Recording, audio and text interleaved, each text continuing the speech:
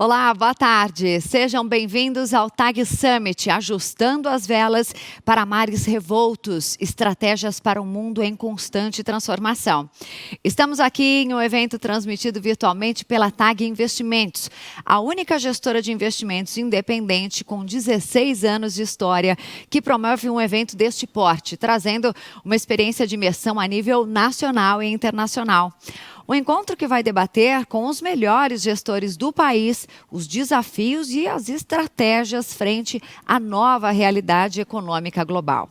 Eu sou Vanessa Coche, jornalista e apresentadora, e terei o prazer de conduzir esse segundo dia de palestras do TAG Summit. Aqui no estúdio, nós estamos seguindo todas as orientações de segurança e higiene indicadas pelas autoridades.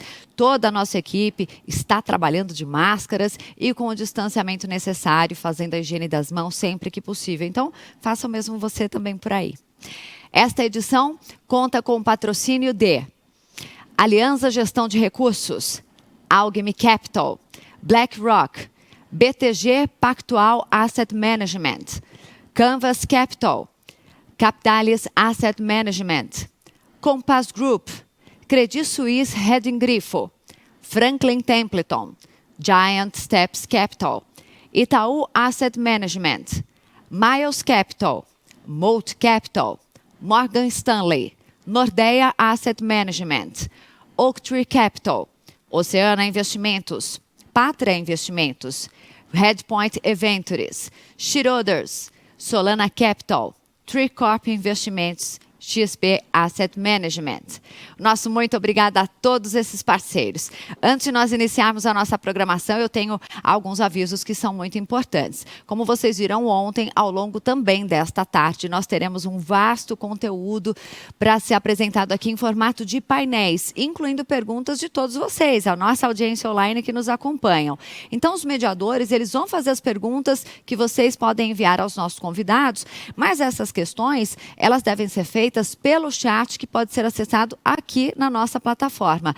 E a sua participação vale prêmio. Então, pergunte, interaja na sala dos patrocinadores, responda as enquetes. Lembre-se, o seu engajamento é que pode te proporcionar um brinde ao final do nosso evento. Lembrando que para clientes institucionais, esse evento oferece 14 pontos no ICSS, mas é a sua presença, tá, que vai garantir esses pontos no PEC. Os nossos certificados, eles serão digitais e vão ser enviados para vocês por e-mail a partir do dia 1º de setembro. Bom, vamos agora exibir para vocês um breve vídeo institucional da TAG Investimentos para que vocês possam conhecer um pouquinho mais do dia a dia desse time. Vamos acompanhar.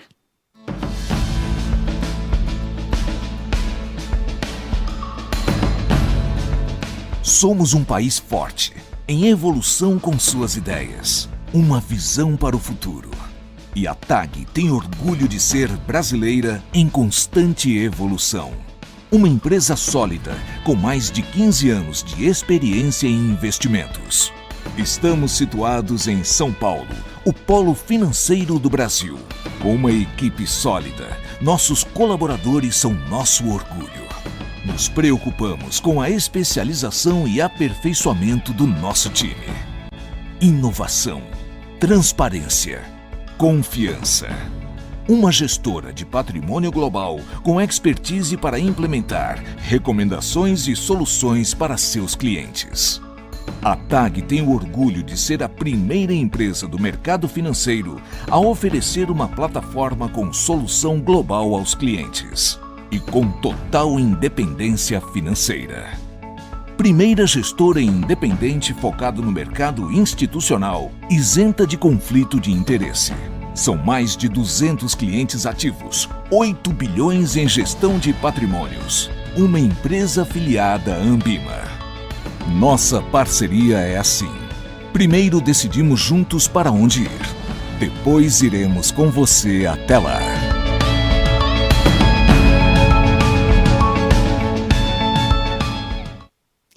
E neste momento está aqui comigo no estúdio o Thiago de Castro, sócio fundador da TAG Investimentos. Thiago, boa tarde, seja bem-vindo. Um privilégio ter você aqui conosco nesse segundo dia de TAG Summit. Obrigado, Vanessa. Bem-vindo ao segundo dia do nosso TAG Summit. Ontem tivemos painéis interessantes, discussões ricas e uma grande audiência. E hoje não vai ser diferente.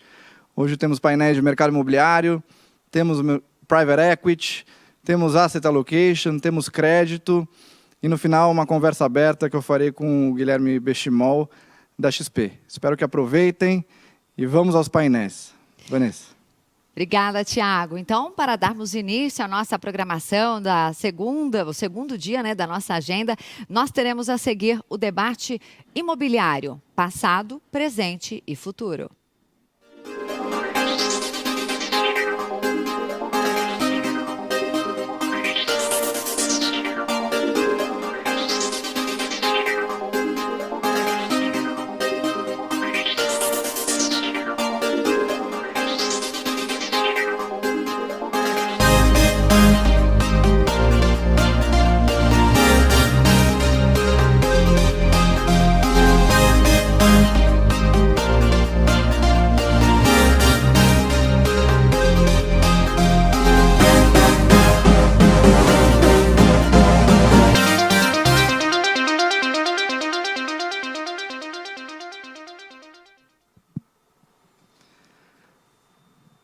Boa tarde de novo. Estamos de volta com o painel sobre mercado imobiliário. Hoje estou aqui com o Bruno, que já foi apresentado, o Bruno, o Fábio e o Pedro, fazendo uma discussão bem aberta sobre temas que acredito que afligem a todos os nossos investidores aí. Vou começar já abrindo uma pergunta geral a todos. Queria ouvir um pouco a opinião. De novo, mandem perguntas. A ideia é que a gente faça aqui um bate-papo realmente bastante aberto, com essa interação entre os palestrantes e participantes. Crescimento dos FIIs de desenvolvimento que tem acontecido bastante nos últimos anos. Também os crescimentos dos FIIs de renda. Quando a gente olha esse mercado e traz a realidade do público institucional, a gente vê, até por uma tendência do que acontece muito lá fora, e por ser um recurso que pode ter um longo prazo, pode ser investido pensando em longo prazo, a gente vê uma migração desse destino indo mais para o mundo dos FIIs de desenvolvimento do que, eventualmente, para os FIIs de renda. No Brasil, esse processo ainda não acredito que, tão difundido.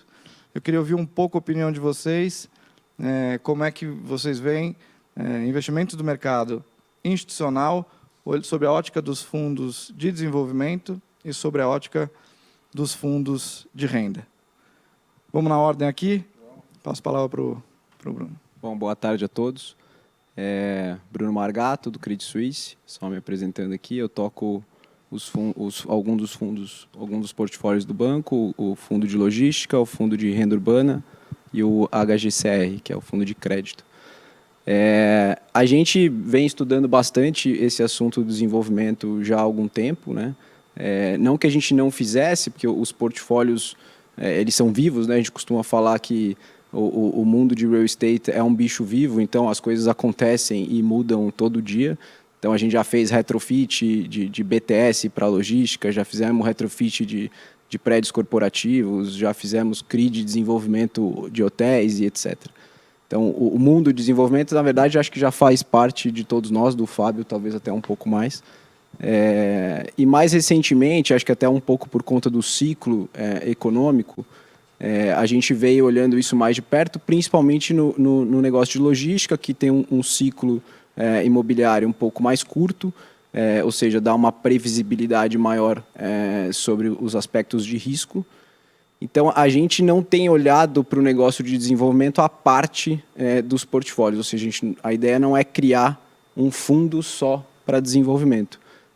A ideia é que os portfólios, de maneira geral, seja o de logística, seja o de escritório, seja o próprio renda urbana, no momento em que a gente achar adequado em termos de risco, a gente vai inserir parte desse portfólio, um percentual desse portfólio, no negócio de desenvolvimento. Tá? Isso está acontecendo hoje no portfólio de logística. Então, a gente está destinando parte do PL para um desenvolvimento grande logístico perto da cidade de São Paulo. A gente está adquirindo mais ou menos 550 mil metros quadrados, onde a gente vai construir 260 mil metros, numa área adjacente a uma outra área que a gente já possui, o que diminui bastante os riscos de desenvolvimento. Então, a gente buscou, dentro do negócio de desenvolvimento, para trazer um pouco mais de retorno, agregar um pouco de risco, mas, ao mesmo tempo, ter os mitigadores dentro do mercado que ajudam a gente a colocar esse primeiro pé no negócio de desenvolvimento, no portfólio de logística. Outra coisa que tem ajudado bastante é a própria questão do tamanho do portfólio. Então, hoje o fundo de logística é um fundo de 3,5 bi de valor de mercado. Então, a gente acha também que, dado o tamanho, a gente consegue colocar parte do portfólio sem afetar o rendimento do fundo nesse negócio de desenvolvimento, e buscar um ganho mais de longo prazo para o portfólio, e o portfólio por si só vai se retroalimentando e, obviamente, buscando maiores retornos. Dentro desse mundo, a ideia é trazer parceiros. Tá? Então, a gente tem olhado o negócio de desenvolvimento sempre com um parceiro com mais experiência e que tenha, principalmente, alguma experiência neste negócio em si que a gente está fazendo. Então, a gente está trazendo parceiros tanto de regiões como de desenvolvedores aí, para agregar valor ao portfólio.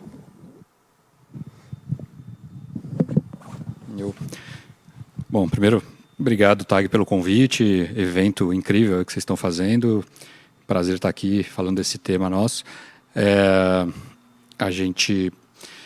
Acho que primeiro a gente vai ver nos próximos anos o que a gente chama de uma convergência dos fundos de renda e de fundos mais de desenvolvimento. Eu acho que por muito tempo no Brasil a gente andou com fundos de renda em um mercado que era menor, agora tem crescido muito, mas era menor, e é um mercado que está crescendo muito. Os fundos de renda pura, né, os fundos negociados em bolsa, os fundos originalmente muito focados em investidores pessoa física, mas que eu acho que cada vez mais vão atrair nas suas bases investidores mais institucionais, como já está acontecendo.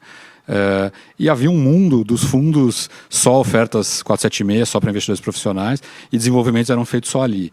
E a alavancagem, por exemplo, em fundos imobiliários eram muito feitos só ali. E acho que a gente está começando a ver uma convergência disso. Os fundos pararem de ser ou só renda ou só desenvolvimento, muito alavancados ou nada alavancados. Acho que esses extremos vão começar a se misturar, ter uma convergência acontecendo. Acho que os próprios fundos representados aqui fazem um pouco isso. O Carrasco vai falar, mas eles também estão desenvolvendo, também já fizeram alavancagem de estruturas. Então, está tendo uma convergência entre o que foram mundos muito paralelos por um tempo, mas que não se tocavam, dos fundos 476, só de investidor profissional, focando em ganho de capital, realmente, desenvolvimento puro, do zero, e os fundos que só queriam saber de renda imediata e não se ousava falar em desenvolver ou alavancar fundos de renda listados. Acho que essas coisas estão se misturando um pouco mais, o que é bom, porque, na verdade, o ideal é que o gestor possa buscar criar valor para o seu investidor nas oportunidades que existem a cada momento. Há momentos em que adquirir pronto é melhor, há momentos em que desenvolver gera valor significativo, há momentos em que agregar alguma alavancagem a produtos imobiliários faz todo sentido. E acho que essa convergência, esses fundos mais sofisticados, vamos dizer assim, mais complexos, vai ser o normal daqui para frente. A gente vai ver cada vez mais isso. E a chegada do investidor profissional, do investidor institucional nos FIIs listados, nos FIIs de renda, também vai ajudar um pouco nisso, né? Ajudar esses fundos a tornarem-se cada vez veículos maiores e mais complexos, sofisticados. Acho que é bom para todo mundo. Não faz sentido você ter exageros, vamos dizer assim, um fundo que não pode de jeito nenhum desenvolver nada, que é renda pura sempre, durante todo o seu ciclo, toda a sua vida, ou um outro fundo que ele só faz desenvolvimento o tempo todo, mas não pode comprar um ativo pronto em alguma oportunidade, ou fazer alguma transação em mercado público junto com outro fundo de renda. Então, acho que é melhor a flexibilidade, essa convergência, agora que os fundos estão ficando maiores, as gestoras estão ficando maiores e mais sofisticadas. Boa tarde a todos. Obrigado pelo convite, parabéns pelo evento, TAG. É sempre um prazer estar com vocês, Thiago, Bruno, Fábio. É muito importante também estar perto do investidor. A gente gosta muito, principalmente em momentos de maior incerteza, como esse que a gente está vivendo. Então, mais uma vez, obrigado pela oportunidade. Tentando complementar aqui um pouco o que o Bruno e o Fábio falaram, não sendo repetitivo, acho que tudo é uma questão de momento, né? A indústria de fundos imobiliários no Brasil é uma indústria bastante pequena quando comparada a mercados mais desenvolvidos. como o norte-americano, por exemplo. O mercado de REITs lá fora é muito maior do que o mercado de fundos imobiliários aqui dentro. E nos últimos 3 anos a gente viu uma aceleração muito grande desse mercado de fundos imobiliários, muito por conta do cenário macroeconômico. A gente hoje tem um patamar de juros que a gente não imaginava ter, talvez nunca, no Brasil, né, com 2% ao ano. E por uma questão meio óbvia, os gestores e as oportunidades, no primeiro momento, tendem a se concentrar naquilo que é mais trivial de se fazer, que são os produtos já performados, os produtos de renda, os ativos já construídos, alugados, gerando renda, sendo essa já uma oportunidade bem interessante se comparado ao custo de oportunidade, que é a taxa de juros. À medida que o mercado de fundos imobiliários vai se desenvolvendo, a gente atingiu agora, se não atingiu essa semana, vai atingir na próxima, a marca de 1 milhão de investidores em fundos imobiliários na Bolsa. Ou seja, está entrando muito dinheiro. Eu vim até comentando com o Fábio, antes da gente começar o painel, o fluxo de ofertas de fundos imobiliários que tem vindo nos últimos meses e 1, 2 anos. E o dinheiro não para de entrar, né? Dinheiro novo, dinheiro novo, dinheiro novo. E por uma questão de oferta e demanda, muito fluxo de dinheiro entrando e uma oferta de ativo no Brasil por uma questão estrutural relativamente limitada, as oportunidades de ativos de renda aos poucos vão ficando mais escassas, né? Uma questão de oferta e demanda e o preço vai subindo. Então, para nós que, por exemplo, conhecemos o mercado de galpões logísticos, sabemos quanto custa para construir um galpão, né? Tem o valor do terreno, que acaba variando um pouco mais, mas um galpão AAA ele tem um custo de metro quadrado que não varia muito. Tem algumas variáveis, se o solo é mole ou não, a fundação, mas a parte estrutural e acabamento é relativamente parecido. Então, à medida que o dinheiro vai entrando e os ativos vão ficando mais caros por uma questão de oferta e demanda, passa a fazer menos sentido comprar ativo pronto e começar a procurar oportunidades que deem mais retorno ao cotista, né? Por uma questão natural, por uma evolução natural da indústria no Brasil. Então, eu concordo com tudo que foi falado. A gente já vem olhando para oportunidades em desenvolvimento há algum tempo, nos fundos de renda, e agora, especificamente, a gente também tem pensado algumas ideias e algumas estratégias de fazer fundos de desenvolvimento puro, porque, no final do dia, tem sido demandado, né? 3 anos atrás, eu estou nessa indústria há pouco mais de 3 anos. Eu trabalhava na economia real e há 3 anos eu estou nesse mercado de fundos imobiliários. 3 anos atrás, a gente percebia uma demanda bem menor de investidores institucionais por produtos imobiliários do que hoje em dia. E como o produto vai evoluindo e o investidor institucional tem um nível de sofisticação maior, ele já vem demandando produtos mais sofisticados e com maior retorno, com maior yield, que são, de fato, os produtos de desenvolvimento. Então, não somente fundos de renda mais híbridos, que combinam renda com ativos de desenvolvimento, como também fundos de desenvolvimento, eu acho que vão ser cada vez mais constantes e a gente vai começar a ver cada vez mais à medida que as oportunidades de aquisição de produtos performados estão cada vez mais escassas ou mais caras, né? Então, acho que é também uma questão do gestor começar a diversificar por uma questão de necessidade. Está entrando muito dinheiro nessa indústria, já é uma indústria de mais de 100 bi no Brasil, e para as gestoras, como as que estão presentes aqui, que têm um foco muito grande em qualidade, sem dúvida, hoje você tem bem menos oportunidades do que tinha 2, 3 anos atrás para produtos performados. Se for aproveitar e pegar esse gancho, a gente tem visto uma grande capacidade de financiamento dos fundos de desenvolvimento e alguns híbridos que mesclam renda com desenvolvimento também sendo capazes de financiar, trazendo mais retorno, né? A gente vê alguma arbitragem em relação a esse financiamento versus TIR no final da conta. Queria ouvir um pouquinho a opinião de vocês, em que momento a gente está em relação a essa expertise, a esse modelo mais completo, mais sofisticado, que eu acredito que os fundos vão viver daqui para frente, podendo se financiar e trazendo mais retorno aos investidores. Começo com você, Carras. Vou começar. Eu acho que, na mesma linha do que eu falei há pouco, a indústria de fundos imobiliários no Brasil ainda está engatinhando se comparado a outros mercados, né? Quando você olha o nosso regulatório aqui, ele é muito mais restritivo. Estou falando de fundos imobiliários e não FIPs imobiliários, por exemplo. Mas os fundos imobiliários eles têm uma série de restrições quanto a eventual dar algum imóvel do fundo em garantia, né? Então, depois que você compra o imóvel, se ele estiver diretamente plugado no fundo imobiliário, você tem restrições quanto à alavancagem. Não é impossível, você pode fazer securitização, você pode dar a cessão dos recebíveis em garantia, mas a alienação fiduciária ou a hipoteca, você tem restrições, o que, de alguma forma, limita um pouco dos fundos imobiliários de alavancar no segundo momento. Mas, quando dá alavancagem na entrada de uma aquisição de um ativo de renda, por exemplo, ou num ativo de desenvolvimento que você tem uma SPE intermediária entre o fundo e o ativo, isso é possível e eu também percebo, a gente tem percebido cada vez mais os fundos fazendo isso. Eu vou citar um exemplo real. Em outubro de 2018, a gente fez uma transação de shopping, de ativos performados, prontos. Fizemos uma alavancagem 50-50, né? 50% de dívida, 50% equity, mais ou menos. E naquele momento, ficou muito claro para mim que era um negócio pouquíssimo usual. A gente foi bastante questionado de por que você está fazendo isso? Não, estou fazendo isso porque é accretive, né? Estou fazendo uma transação com a alavancagem, ela fica mais accretive para o investidor, ela traz mais retorno. E de lá para cá, obviamente isso não foi inovador, outros players já tinham feito isso, mas de lá para cá a gente percebe uma naturalidade maior para se olhar para a alavancagem. E com o desenvolvimento isso vai ficar cada vez mais evidente, porque no desenvolvimento isso é mais óbvio ainda, né? Você reduz a exposição de caixa, paga isso ao longo do tempo de maturação do projeto e o impacto na TIR é absolutamente representativo e notório.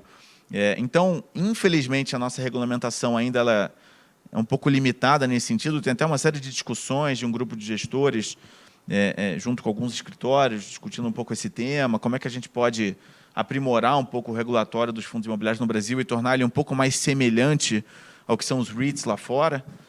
Mas eu acho que é o caminho natural. Como eu falei, 3 anos atrás a indústria era... De novo, eu não sou dos mais antigos nessa indústria, depois o Fábio e o Bruno podem complementar, mas devia ser 1/10 do que é hoje. Daqui 1, 2, 3 anos, a gente certamente vai dar alguns passos e eu acho que a alavancagem é natural sob essa ótica. Por que não alavancar se está sendo accretive para o investidor? Como uma empresa, né? A empresa não toma dívida à toa, ela toma dívida para fazer alguma aquisição, para fazer algum ajuste na estrutura de capital que vá tornar o retorno maior para acionista. Aqui é a mesma coisa. A gente busca sempre as melhores operações para trazer mais retorno para o cotista e, sobretudo, para o investidor institucional que enxerga essa oportunidade com mais naturalidade. Eu acho que isso é algo que a gente olha com bons olhos. Fábio, Bruno, vou aproveitar uma pergunta que já surgiu aqui. Eu usei a palavra financiamento, o Carrasco usou a palavra alavancagem.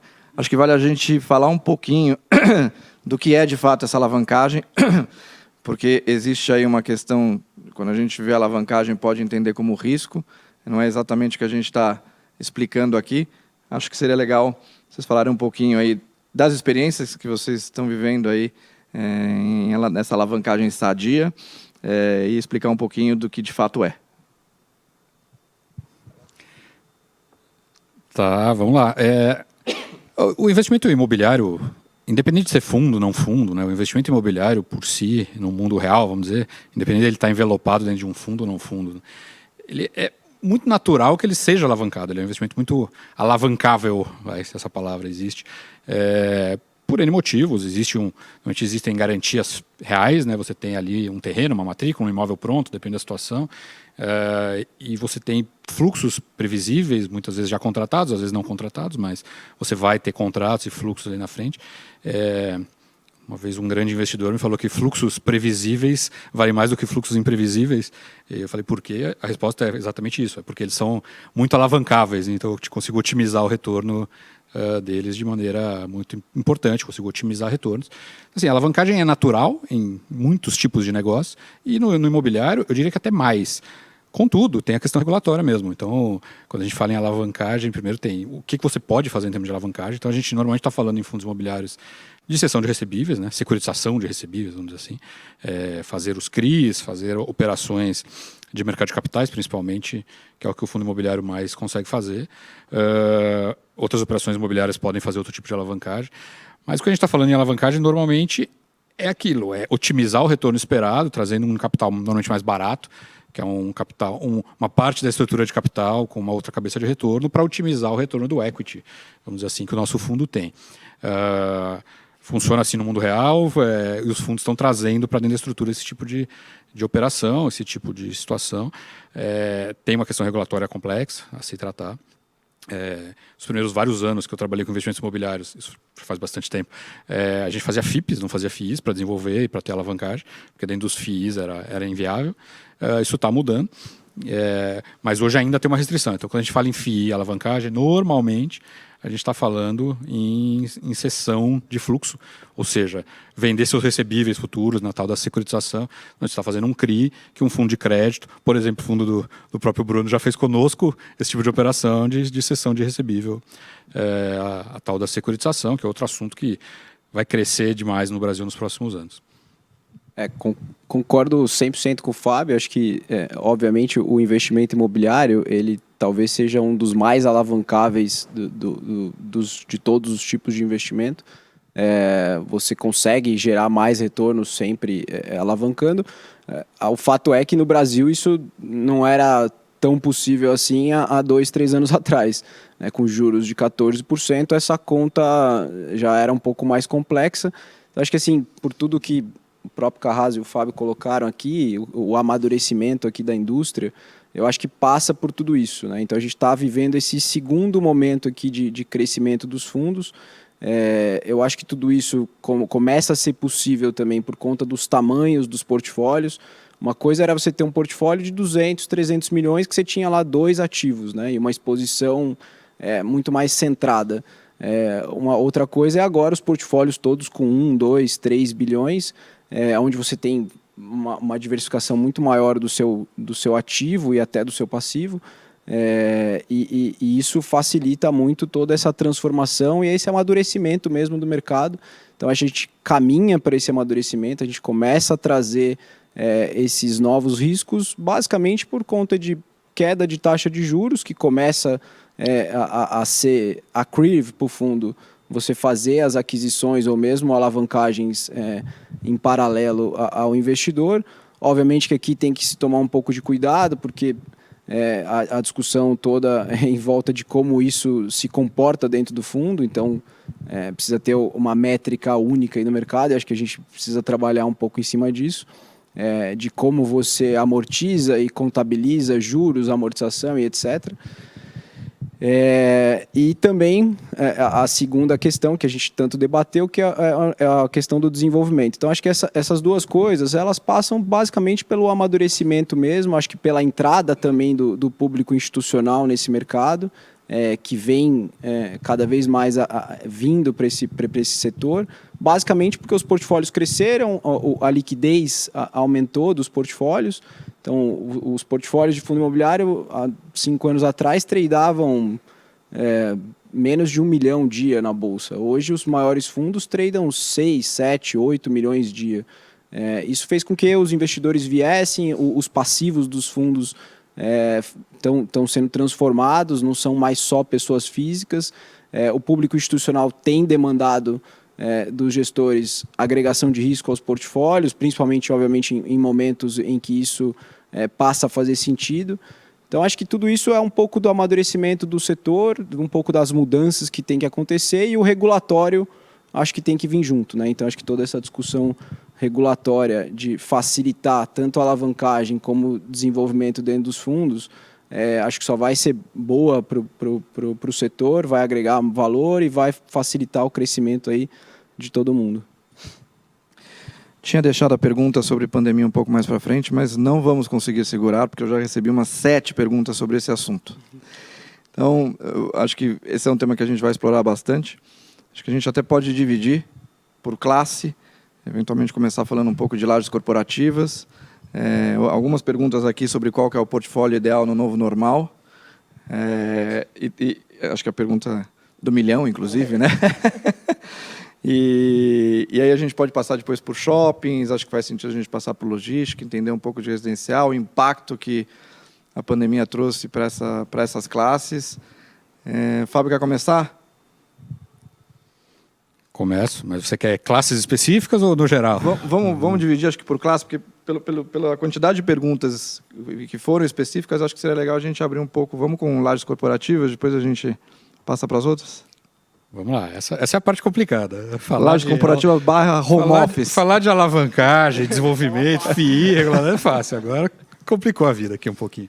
Não, mas é importante, né? Claro que é crítico, são assuntos importantes, por isso que não saem da pauta, né? Bom, primeiro a gente está digerindo ainda, né? O que aconteceu e o que está acontecendo, e a gente ainda está no meio, né? Certamente daqui a 2, 3 anos vai ser mais fácil olhar para trás e dizer o que aconteceu e os impactos e consequências. A gente ainda está um pouquinho no meio da confusão e tentar entender o que vai acontecer. Mas no limite, se for para resumir, eu diria o seguinte: acho que a pandemia, o que ela vai fazer, ou fez, acelerar movimentos que já tinham fundamento, que já aconteciam de qualquer forma. Quer dizer, então, a adoção genericamente, depois eu chego nas lajes especificamente. Mas, genericamente, acho que assim, a gente está acelerando e muito coisas que já vinham acontecendo. Em termos de digitalização de coisas, de serviços, comércio eletrônico, mudanças em varejo, mudanças em tipos de uso de escritório, e N diversas outras coisas, e até em outras classes de ativos e outros tipos de fundos e empresas na economia real. Acho que muito do que já vinha acontecendo, e acontecia porque tinha fundamento, tinha drivers, tinha razão de acontecer, foi acelerado. E a gente precisa reagir a isso e entender que isso aconteceu. Então, nas diversas classes de ativo, afeta de forma diferente. Eu vou focar nos escritórios, como você pediu, mas acho que aí cada ativo afeta de forma diferente. É até uma coisa muito interessante dessa crise recente, né? A gente já viu muitas crises financeiras, muitas razões de estresse em mercado, mas essa foi uma crise que pegou especialmente nosso tipo de atividade pelo ângulo sanitário da crise, né? Então, não é simplesmente uma crise financeira, um estresse de mercado, mas é realmente uma questão sanitária que acabou afetando ativos reais e ativos imobiliários de maneira muito forte e de muito diferente também entre os tipos de ativos. No Lajes, né, nos escritórios, vamos chamar assim, que acho que é uma classe que está muito em discussão aí, porque é mais home office, menos home office, como é que fica, trabalho virtual, remoto, enfim, toda essa discussão. É um assunto que a gente olha com muito foco, a gente tem portfólios de escritórios grandes, a gente tem um foco grande nesse tipo de ativo, e então a gente está olhando isso com muito cuidado. Eu diria assim, por hora, o que a gente entende é que há 2 grandes vetores que em alguma medida se cancelam. Quer dizer, você vai ter mais home office, mais reuniões virtuais e mais trabalho com equipes descentralizadas e não no mesmo ambiente. Isso acho que é uma certeza. Mas, ao mesmo tempo, você vai ter uma reversão de uma tendência muito, muito forte e muito significativa das últimas décadas no mundo e no Brasil, muito intensa, de adensamento de escritório. Quer dizer, a quantidade de metros de escritório por funcionário, vamos dizer assim, dos últimos tempos, estava no menor patamar, ou seja, o maior adensamento da história, e números muito, muito expressivos. Esse número já mudou de, em média, 20 metros quadrados por funcionário para um número da ordem de 7 metros quadrados atuais. Então, essa é uma mudança das últimas 2 para 3 décadas no Brasil. Então, acho que uma coisa vai, de alguma maneira, o vetor mais home office vai servir para, de alguma maneira, cancelar o vetor de reversão do adensamento dos escritórios. Porque as pessoas não vão mais querer trabalhar com alguém a 20 centímetros dela aqui, e o tamanho das salas de reunião, o tamanho das áreas de convivência, de copa, enfim. Então, os layouts do escritório, os arquitetos especialistas em escritório já estão com diversos layouts e projetos diferentes em andamento hoje em dia.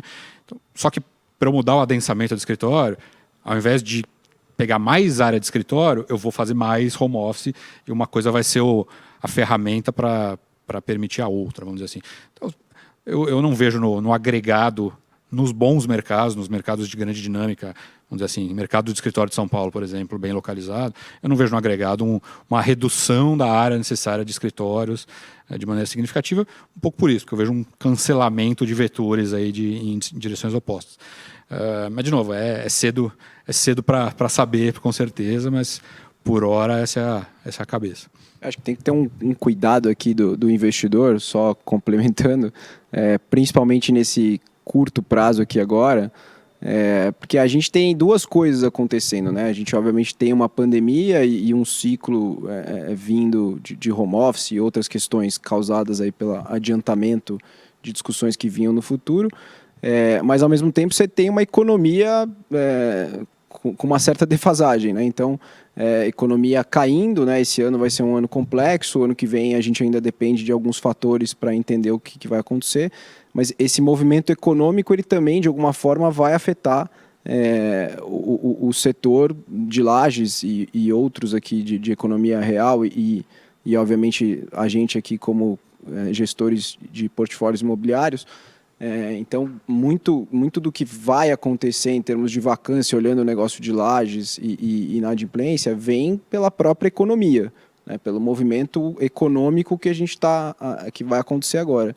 Junto a isso tem o próprio ciclo imobiliário. Então, o ciclo imobiliário hoje é um ciclo para o negócio de corporativo favorável, porque você tem pouca oferta de produto no mercado nos próximos 12, 24 meses. A partir daí começa a ter uma oferta vindo um pouco maior em algumas localizações. Estou falando aqui de São Paulo, né, obviamente que é onde é mais concentrado, e que aí sim, de alguma forma, isso pode vir a afetar. Mas é importante para o investidor ter um pouco em mente que não é só a questão do home office que vai fazer o movimento de mercado agora. Então, assim, teve uma vacância ali, foi home. Não é por aí. Acho que as empresas ainda estão absorvendo tudo isso. A gente tem acompanhado muito de perto. Acho que todo mundo aqui tem uma carteira de locatários. A gente tem, 150 locatários. Então, obviamente, os maiores a gente vem acompanhando, vem conversando, vem a gente mesmo aqui entre nós conversamos sobre esse assunto, toda semana, para entender mesmo o movimento, como é que as empresas estão olhando para isso. E, de fato, não tem um movimento único e forte vindo de home office. Tá? Tem o pontual, o XP lá principalmente, que tem investido aí um pouco mais nessa questão de home office, mas por enquanto, algo pontual e algo que a gente não tem visto um efeito geral no mercado, mas, obviamente, que esse efeito virá. Mas concordo com o Fábio que acho que a coisa ainda vai vir de forma paulatina. Carrasco quer complementar aí com São Roque e outras pergunta oportunidades? São Roque é boa para fazer para o Guilherme mais tarde. Eu prefiro me jantar. Citei a XP, o Guilherme pode falar, eu não posso, entendeu? Você pode perguntar para o Guilherme mais tarde. Mas só para finalizar esse tema de office, sintetizando aqui, eu concordo com tudo. O impacto de curto prazo é um impacto econômico, não é um impacto de home office. A gente está vivendo uma crise, o PIB vai cair 4%, 5%, 6% esse ano, ninguém sabe quanto, mas vai cair consideravelmente. E a única variável que está na mão das empresas é o custo. A receita não está tanto, né? O custo está, a receita não está. Como os livros explicam, né? Nos momentos de crise, você tem que apertar custo, que é o que está na sua mão. Então, a gente acha que vai ter uma pressãozinha assim, no curto prazo, normal. O ciclo econômico ele é uma senoide, né? Ao longo do tempo, principalmente no Brasil, que está longe de ser a Suíça ou outros países, a gente vive uma senoide. Então, acho que no curto prazo, próximos 6 a 12 meses, a gente vai ter uma pressão mais até de entrega parcial por um corte de custo do que por uma questão de home office. Porém, concordo com o que o Fábio falou, que em mercados maduros, e somando o que o Margato falou, o ciclo imobiliário está muito favorável, porque quando você olha região da Faria Lima, região da Chucre Zaidan, da Paulista e outros mercados primários, você não tem grandes ofertas de entregas. E lembra, né, o ciclo de desenvolvimento imobiliário é um ciclo longo. Da compra do terreno, aprovação do projeto, construção, comercialização, no caso de um prédio, 3 anos, 4 anos, um prédio relevante, né? Então, já é dado que você não vai ter uma grande oferta nos próximos 1, 2 anos. E, portanto, da mesma forma que a gente está caindo 4, 5% de PIB esse ano que vem vai crescer 2, 3%. E como tudo na vida, né, sobretudo os portfólios que as gestoras, em geral, costumam trabalhar, que é São Paulo, os mercados mais primários, vai voltar rápido. Então, até vou pegar esse gancho e responder uma pergunta que você falou. Qual que é o portfólio ideal hoje? Eu continuo achando que o portfólio ideal é diversificar em todos os segmentos. Porque o investimento imobiliário, por natureza, deveria ser um investimento de longo prazo. E não um investimento para 6 meses ou 1 ano. Eu sempre faço a seguinte correlação, aí mais quando eu converso com as pessoas físicas, né, nas lives e tal. Mas ninguém compra um apartamento hoje para pensar em vender no mês que vem. Investimento no apartamento é um investimento de longo prazo. O fundo imobiliário, por mais líquido que seja, isso é uma baita vantagem, mas não deveria ser um investimento de 1 mês. Deveria ser um investimento de alguns anos. Para muitos, até um investimento de aposentadoria, por conta da parcela de rendimento mensal, etc. Então, eu continuo achando que no médio prazo, não preciso nem falar em longo, no médio prazo, todos os setores, um mais, outros menos, vão recuperar. e todos os setores vão passar por dificuldades, uns mais, outros menos, mas faz parte do business, né? Nunca é risco, coloca no CDI a 2% e está tudo certo. Então, acho que para ter um pouco mais de retorno tem que ter um pouco mais de risco. Mas eu acho que o mercado de office, 4 meses atrás, a gente tinha muito mais incerteza, insegurança. Hoje, passado já alguns meses, está muito evidente que a questão do home office, por hora, ainda é uma questão mais pontual. Vai ter, sim, impacto no curto prazo, não adianta ser leviano, mas muito mais por uma questão econômica do que por uma questão estrutural. E, portanto, a gente segue olhando para esse segmento com bons olhos, segue otimista e segue procurando boas oportunidades de investimento. Olhando um pouquinho para os shoppings, podemos, acho que, passar por residencial. Uma das perguntas que apareceu por aqui foi o impacto dos fundos imobiliários de shoppings e varejo e se a logística pode também ter o mesmo impacto. Então, abrir um pouquinho aí para logística, shoppings e varejo, e quem quiser complementar um pouco da visão do residencial aí. Deixa eu puxar sobre shopping, que é um segmento que eu acompanho há 13 anos. O shopping, na linha do que o Fábio falou, ele já vinha se transformando. O e-commerce já é uma realidade no Brasil há algum tempo.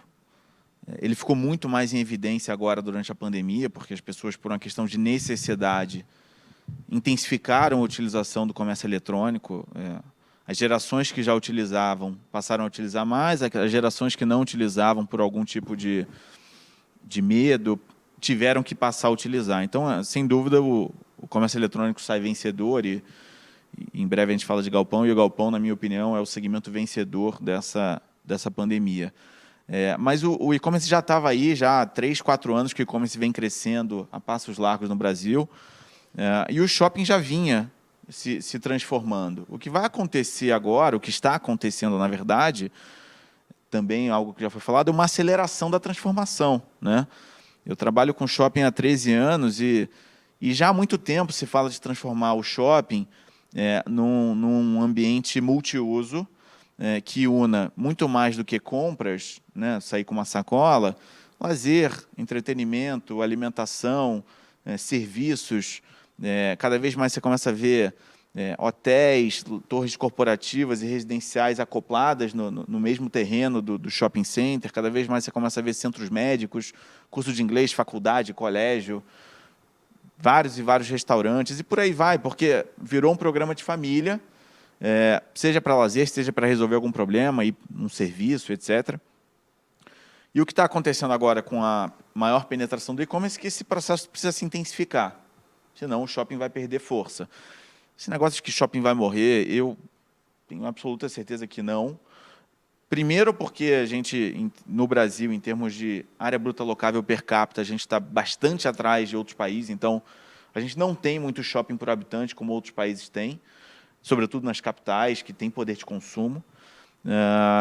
E segundo é cultural. O brasileiro é um povo que gosta de interagir, de ver outras pessoas, de lazer com a família, de estar com os amigos. Então, é cultural esse negócio. Assim, as pessoas não conseguem ficar absolutamente retraídas dentro de casa e, no final do dia, o shopping só vai ter que se transformar mais rápido. E, no final do dia, a pandemia trouxe alguns aprendizados e algumas vitórias, vamos chamar assim, para o setor de shopping, que foram as adoções de práticas que vão ficar para sempre.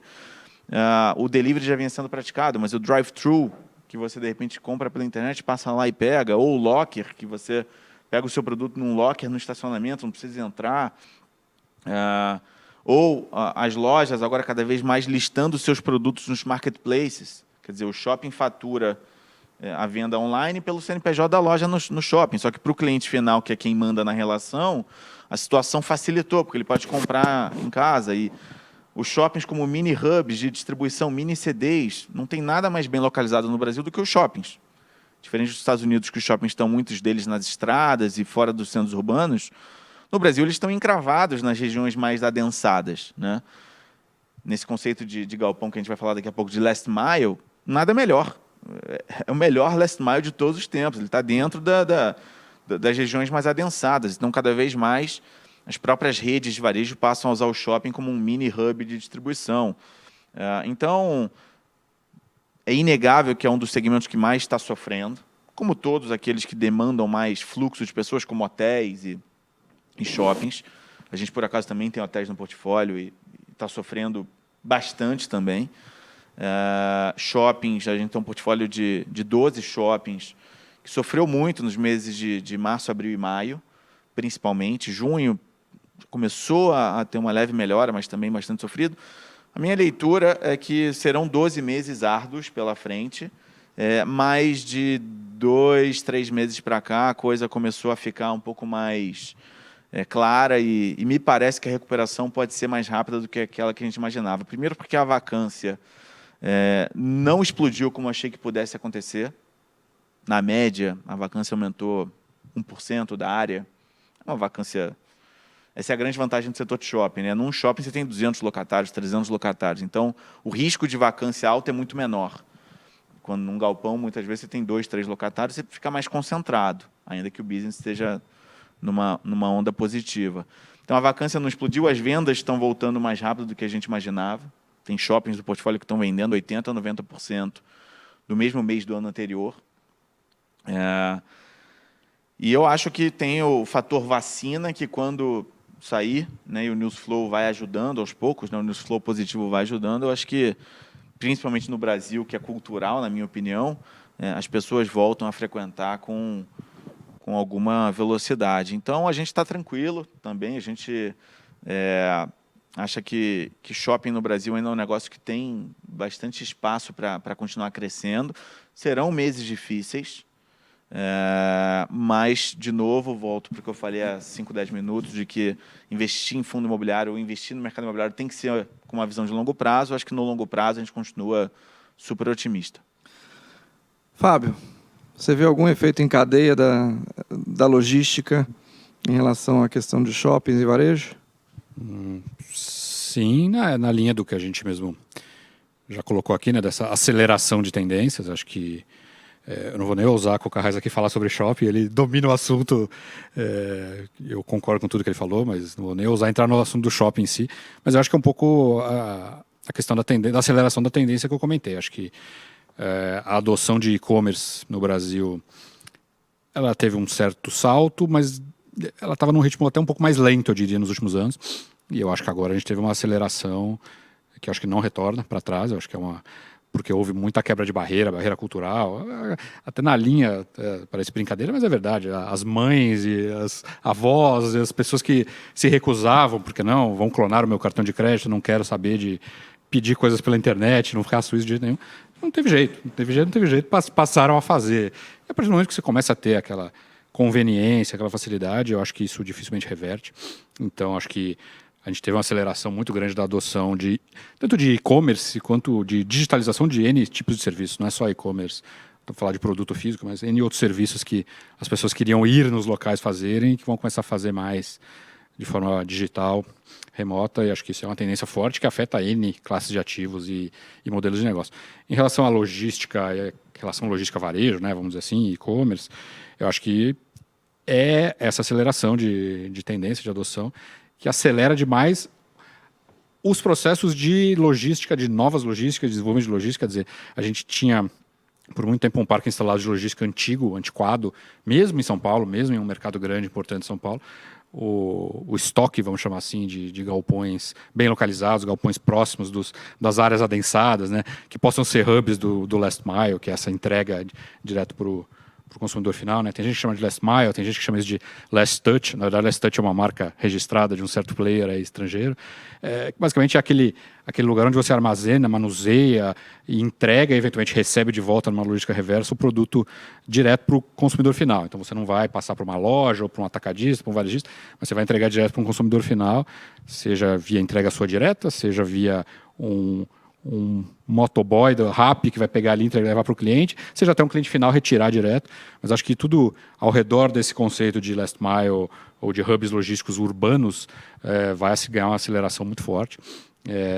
já era uma tendência forte, em alguns países isso já está muito mais avançado, e você começa a entrar, e aí em derivadas super interessantes, por exemplo, no Japão você tem galpões de logística, teoricamente, mas se você olhar para eles, o que você vê é quase como se fosse um enorme shopping, porque eles têm 6 andares, são localizados no centro de bairros extremamente densos, extremamente bem localizados, e são galpões, são logística. O que está se operando ali é o picking, a entrega e a seleção e a entrega para cliente final aí nessa ideia de last mile, de last touch. Então, acho que isso são tendências que já existiam, tem todos os fundamentos, mas agora se aceleraram. Então, por exemplo, a busca por áreas de logística dentro da cidade de São Paulo ou muito bem localizadas ao redor de São Paulo está extremamente forte, está extremamente aquecido esse mercado. Eu não vejo motivo nenhum para isso reverter, pelo contrário, acho que isso segue uma tendência extremamente forte. Eu acho que a relação e-commerce e logística sempre foi importante, vai ser cada vez mais importante. Então a gente vai, acho que, ver muito movimento nos próximos tempos disso, de galpões. Vamos ter um galpão de mais de um andar no Brasil. Isso, falar no Brasil isso algum tempo atrás, parece uma bobagem. Não me parece mais ser assim, não. Eu não duvido que, sei lá, talvez em 3 a 5 anos a gente tenha galpões de mais de um andar em São Paulo operando, em São Paulo ou no Brasil, mas provavelmente principalmente em São Paulo operando, e coisas nessa linha vão começar a acontecer e vão abrir oportunidades muito interessantes. Eu acho que, só complementando aqui, isso tudo eu acho que está muito linkado à experiência, né, principalmente do consumidor. Aí. Então, acho que o setor de e-commerce, ele vinha, pelo tudo que eu li e andei acompanhando, ele vinha de fato dando uma arrefecida no seu crescimento, porque a experiência não estava positiva, principalmente no Brasil, né? Então os investimentos não foram feitos, a questão logística das cidades também não estavam funcionando tão bem, então a logística reversa, o investimento era muito baixo das empresas e aquilo trazia uma experiência para o consumidor muito ruim. Em contrapartida, o shopping estava lá já se movimentando, antecipando todas essas tendências de consumo, investindo em entretenimento e mantendo uma experiência super positiva e se mantendo um investimento mais estável. Com a pandemia, tudo isso se acelerou e os investimentos vieram para o negócio de logística. Então, as empresas investiram muito no setor logístico, na logística reversa, na entrega e etc. E isso, de fato, agora está trazendo para os consumidores experiências muito melhores.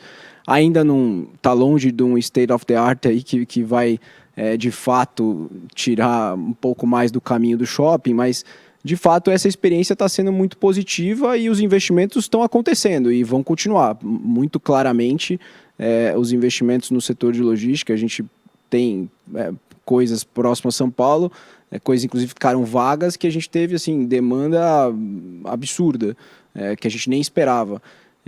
Então, o negócio está com um investimento muito forte, vai continuar e acho que vai trazer um desafio bastante grande sim para os shoppings.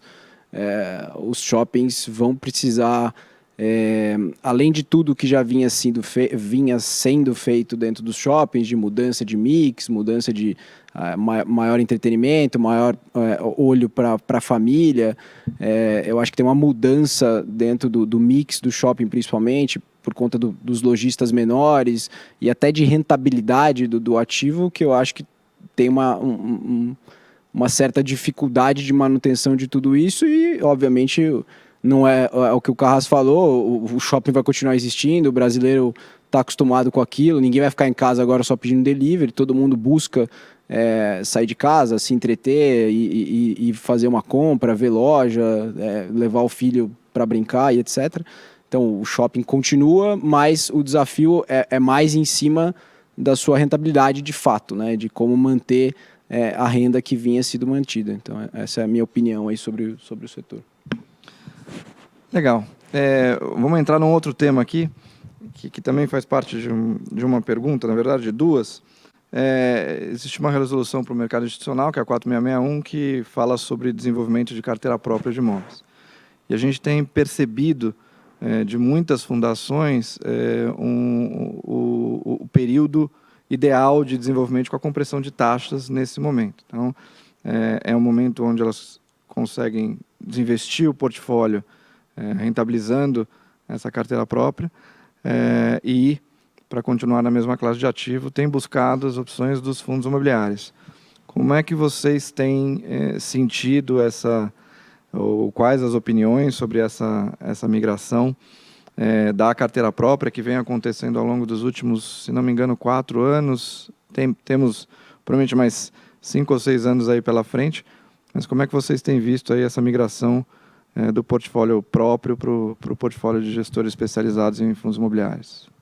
Bom, eu tenho acompanhado isso bem de perto. Assim, a gente, nos últimos 3, 4 anos, desde que a gente começou a tocar os fundos lá, a gente começou a investir muito no setor institucional. Então, a gente vem conversando bem próximo do pessoal de fundos de pensão, investidor institucional em geral, multimercado, ações. A gente fez esse trabalho desde lá de trás. A gente achava importante esse público vir para o mercado de fundos imobiliários, coisa que de fato tem vindo, e isso tem ajudado a mudar e melhorar o mercado de fundos imobiliários. Mas esse lado ainda, principalmente do fundo de pensão, ainda bem devagar. A gente tem acompanhado, tem ajudado, tem trazido informação. A gente quer, obviamente, é um investidor de longo prazo, super importante, que a gente acredita muito que faz todo sentido como classe de ativo que eles já investem, né? E o fundo imobiliário por si só, pela própria estrutura, pela própria robustez, pela liquidez que agora o negócio começa a ter, faz todo sentido como investimento para esse público, né? Que é um público que olha de fato longo prazo, que isso para a gente é super positivo. Então acho que tem alguns players que já se destacaram, que já fizeram movimentos mais rápidos, venderam ativos, alocaram praticamente todo o seu recurso desse mundo imobiliário em fundos imobiliários. Aparentemente uma experiência bastante positiva do lado de quem já fez, com pouca mudança de equipe, porque no final das contas é a mesma equipe que vai olhar um imóvel, vai olhar um fundo, porque ele vai ter que passar a acompanhar o fundo, o que está sendo feito ali como estratégia e até como estratégia de manutenção, de asset management mesmo do ativo. Então o acompanhamento tem que ser próximo de fato. Então acho que esse movimento, a tendência é que se acelere com o CDI agora caindo mais, acho que faz com que esse público venha mais ao mercado, mas ainda de fato, principalmente do lado dos fundos de pensões, ainda é tímido, tá? Pelo tudo que a gente acompanhou. Alguns players já fizeram, mas ainda o movimento como um todo ainda um pouco tímido. Concordo com tudo. A gente tem visto esse movimento, o pessoal tem vindo, o pessoal tem participado de ofertas novas. É uma coisa que tem que seguir com um certo sincronismo, que eu quero dizer, não adianta os institucionais virem para um mercado que negociava volumes minúsculos de liquidez diária, né, por exemplo. Então, assim, a liquidez começa a crescer, você começa a ter novos fundos, novos gestores, esses investidores começam a vir, as coisas são relacionadas e interdependentes, né, não tem como deixar de ser.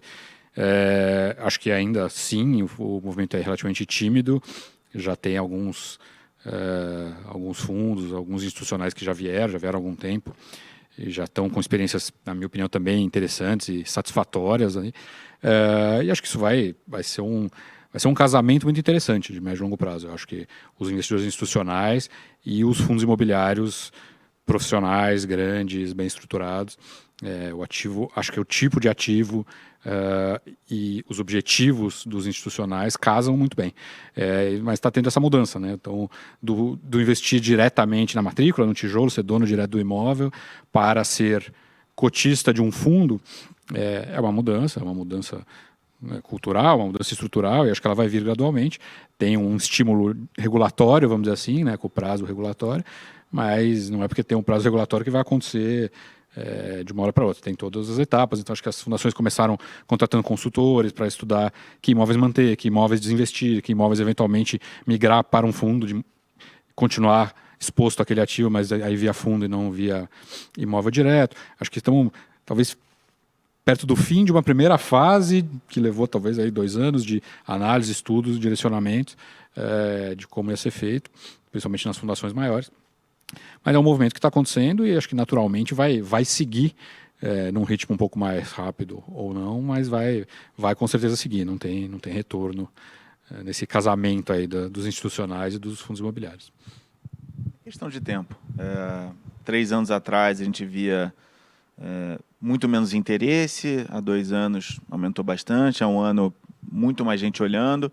É um processo educativo interno, é natural, porque foram anos e anos e décadas investindo diretamente no imóvel. Deixa eu entender o que é esse bicho fundo imobiliário, como é que funciona, como é que não funciona, o que é governança, o que não é governança, como é que é a transparência. Nos últimos 3 anos, pelo próprio boom do mercado, as gestoras, por necessidade ou obrigação, ficaram muito mais transparentes. Hoje todas possuem uma área de relações com investidores bastante sofisticada, na minha opinião.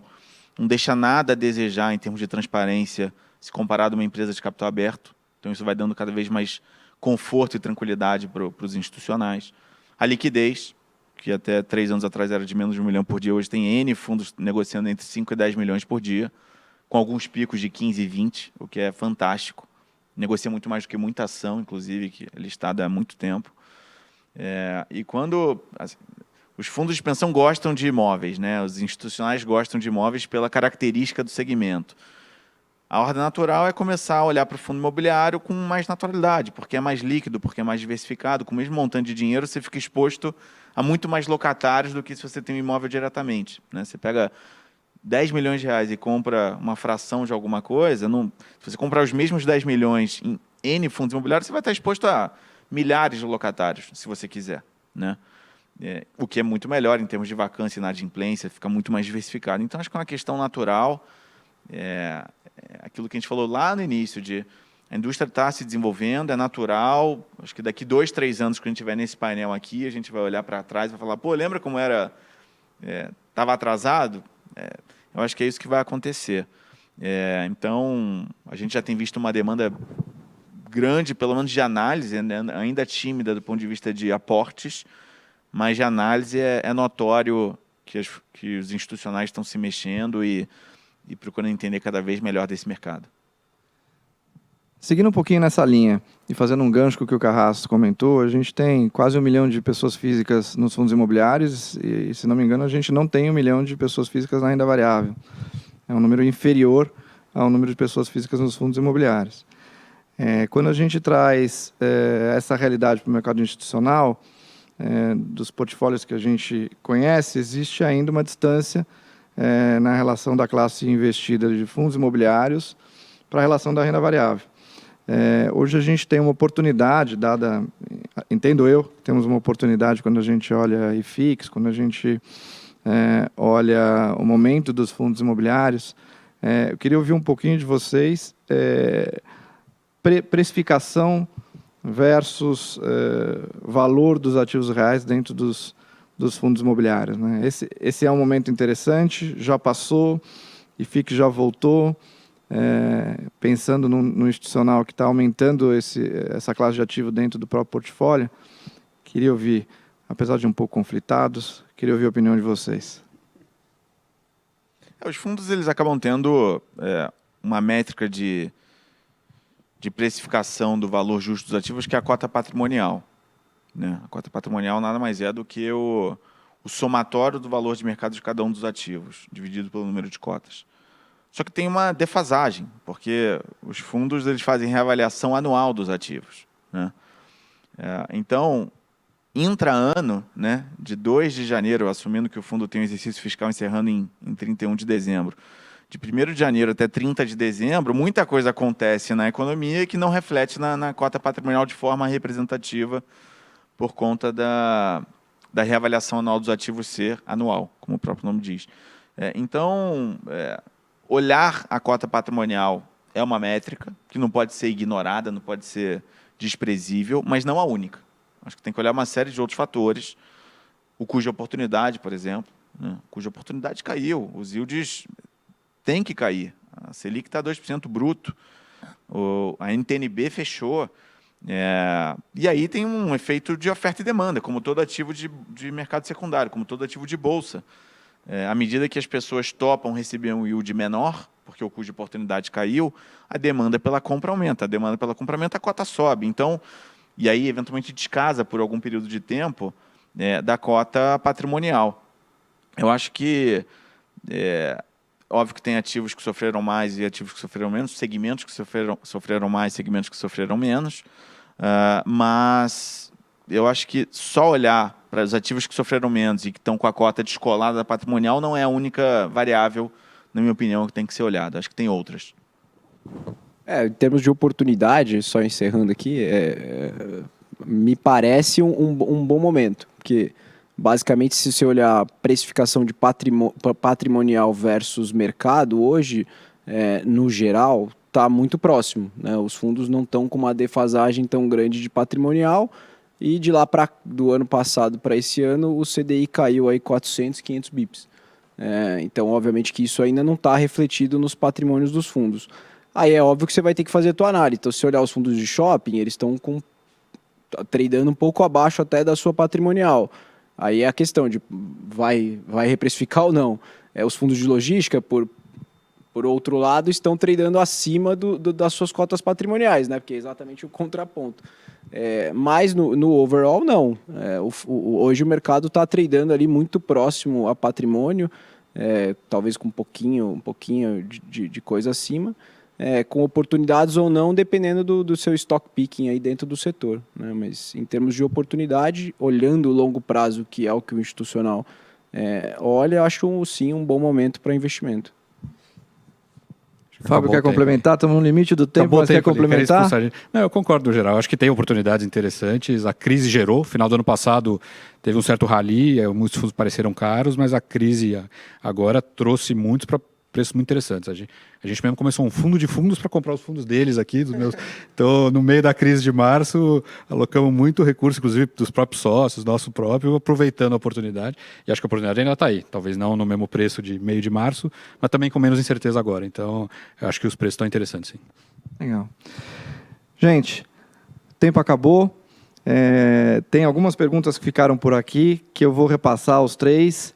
Eu acho que até as próprias salas que os participantes podem entrar e perguntar estarão lá à disposição. A gente agradeço a presença novamente, a rica discussão que a gente teve aqui, também aos participantes. Vamos fazer um breve intervalo agora e daqui a pouco a gente volta.